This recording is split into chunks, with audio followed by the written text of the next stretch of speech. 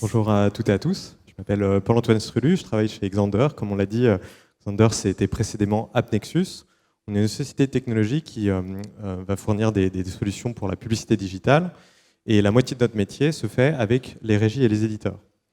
Aujourd'hui, je suis très content d'être accompagné du Figaro. Le Figaro, c'est un groupe beaucoup plus vaste que l'idée qu'on peut s'en faire avec le journal. Karine, je te remercie d'avoir accepté l'invitation. Merci Paul-Antoine de m'avoir invité. Alors, avant de parler de transformation, je crois qu'il y a une compétition sur qui est le plus vieux aujourd'hui. Ce matin, c'était 100 ans, 103 ans. Vous avez 190 ans. Exactement. On est né effectivement en 1826, donc 190 ans. Donc je vous laisse imaginer les différentes ruptures et mutations qu'on a dû faire pour être toujours là aujourd'hui. Et c'est ça qu'on va vous parler. Je vais vous parler en tout cas maintenant. Évidemment, on a traversé plusieurs ruptures et plusieurs bouleversements, notamment depuis ces 15 dernières années. Et on parle de 3 chocs, nous, en interne. Il y a eu un choc économique, déjà d'une part, puisqu'on est passé d'un modèle finalement payant à un modèle gratuit avec le développement du digital. C'est un modèle aussi sur la temporalité, donc un choc également, puisque la fréquence aussi de publication a changé. Avant, les rédactions bouclaient tous les soirs, et il y avait une respiration dans l'information et dans l'actualité qu'on poussait. Et puis, il y avait un choc aussi, évidemment, technologique, puisqu'on est devenu, et on a dû s'adapter aux technologies, et on est devenu une boîte ad-tech. Et c'est vrai sur les rédactions, dans la capacité à produire massivement du contenu et surtout le distribuer sur les différentes plateformes. Et puis, ça impacte évidemment la régie, et notamment avec le programmatique, mais tous les outils aussi de BI que l'on développe. Alors, tu évoques le sujet sur lequel on travaille ensemble, le programmatique. Kautar en parlait juste avant. Le problématique, il y a quelques années, c'était une problématique d'invendu. C'était 20% des 80% en 2013 des transactions qui s'opéraient.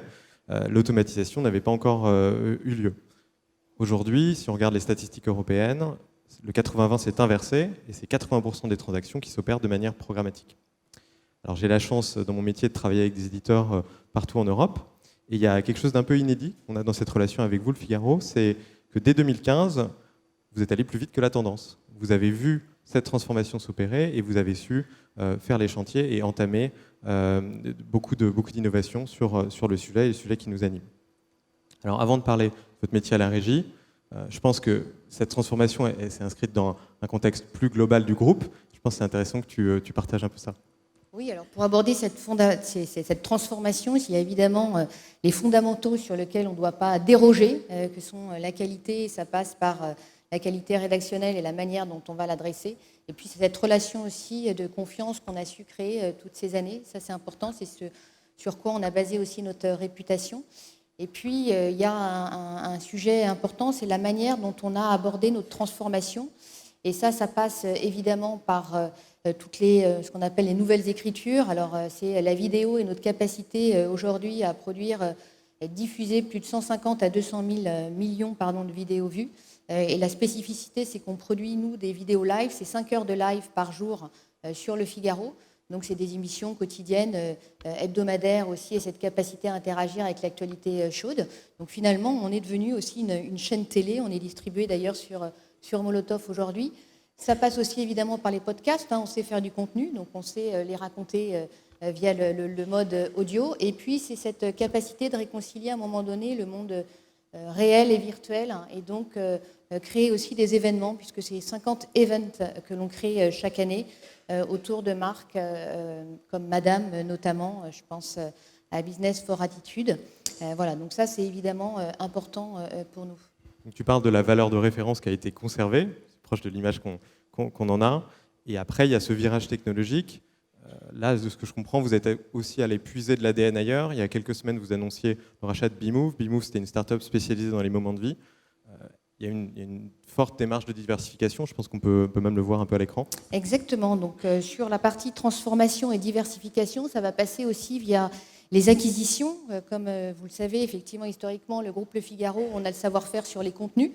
Mais sur le digital, ce qu'il faut aussi proposer, c'est tout ce qui est du service. Et donc, il y a eu des différentes acquisitions qui ont été effectuées, notamment avec le groupe CCM, Benchmark, voilà, donc qui va compléter l'approche qu'on peut avoir avec Le Figaro, qui est sur un média finalement d'influence, et puis la manière dont on va aborder aussi CCM, qui est plus une analyse sur qu'est-ce que attendent les internautes aujourd'hui sur le digital, et donc pousser des contenus qui soient pertinents. C'est aussi un pôle e-commerce, puisqu'on a racheté Maison du Voyage, Marco Vasco, également Tic et Tac, donc plutôt sur le tourisme, sur la culture, donc très complémentaire sur ce contenu que l'on sait produire massivement au sein du Figaro.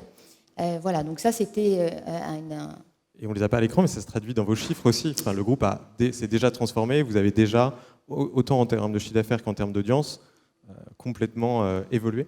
Exactement, donc ça c'est un chiffre, il y a 3 chiffres qui sont intéressants à communiquer. Le premier, c'est qu'aujourd'hui le digital c'est 40% du chiffre d'affaires. Il y a un split 60% médias et 40% hors médias. Donc c'est cette capacité finalement qu'on a eu aussi à se renouveler, nous, dans la manière de travailler le contenu, nouveau mode d'expression, nouvelle grammaire, et puis également d'avoir su faire grandir toutes ces acquisitions. Et puis il y a un troisième chiffre, puisqu'on va parler aussi d'audience, mais on est devenu, avec ces acquisitions, avec cette capacité de se renouveler et d'innover au sein des groupes médias, c'est le 4e groupe digital en France, donc après Google, Facebook et Microsoft. Donc ça, bien de le rappeler. Exactement. Premier groupe média digital, donc c'est cette capacité aussi à aller chercher et de continuer à chercher de nouveaux lecteurs. C'est 37 millions d'internautes par mois. Et surtout, on va aussi recruter, depuis les 3 dernières années, on a fait une croissance au sein du Figaro et sur le site, c'est plus 38% d'audience. Et au niveau du groupe, plus 17%. Voilà. Et puis c'est cette capacité, je parlais tout à l'heure de nouvelles écritures, mais c'est de lancer aussi une nouvelle marque. On sait très bien le faire. On a lancé une marque MAD notamment, qui est une plateforme 100% sociale, 100% vidéo sur le mobile, voilà, qui participe activement évidemment à renforcer notre position de leadership. Alors, moi je suis très content de participer avec une régie aujourd'hui, parce qu'à Forum on entend souvent parler de direction marketing qui se réorganise au sein d'un grand groupe français. Là, vous, au sein d'un grand groupe français, vous êtes une régie qui se réorganise. Je pense qu'on aimerait un peu retracer quelques enjeux. Il va y avoir certains échos avec les participations qu'on a entendues. Ça serait intéressant de voir quels ont été les 3 enjeux dans ton travail, Carrie. Les enjeux, ils sont évidemment humains. Lorsqu'on fait des intégrations, et puis surtout avec le digital, les différents développements et mutations que l'on peut voir ces nombreuses années, cette capacité de former les équipes, de les embarquer dans ces nouveaux projets. Donc ça, c'est très important. L'humain, il est vraiment au cœur de la volonté de travailler. C'est évidemment aussi recruter des nouveaux profils. Donc au sein de la régie, on a embauché un directeur du guild qui vient de la finance, donc un rôle précieux. C'est aussi aller recruter sur des nouvelles sociétés technologiques autour de l'applicatif ou de la vidéo, parce qu'on sait tous, mais sur le digital, c'est très complexe à appréhender pour être efficace. Ça va dans sa diffusion publicitaire et au niveau rédactionnel également.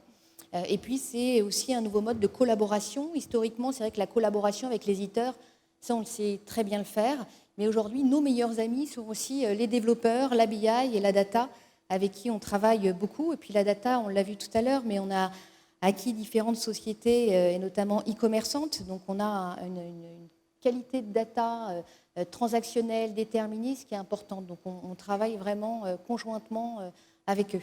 Tu dis conjointement, moi les 2 sujets humains et technologie, on les considère ensemble. On ne travaille pas sur un projet où on n'a pas de partenariat client quand il n'y a pas ces 2 piliers pour implémenter et déployer des projets d'ambition. Je trouve que quand on réussit les 2, on réussit l'innovation. Et une fois de plus, quand on vient au Forum, on a l'impression que l'innovation, c'est un peu l'apanage des startups. Il faut forcément être une startup pour innover. Moi, je suis très content de témoigner en retour qu'on peut être un grand groupe média et innover. Vous êtes autrement, on ne serait plus là. Voilà, 190 ans. Je te confirme. Et vous êtes un de nos clients qui nous challenge le plus, mais en bien. Donc, avec cette longueur d'avance, je donne 2 exemples.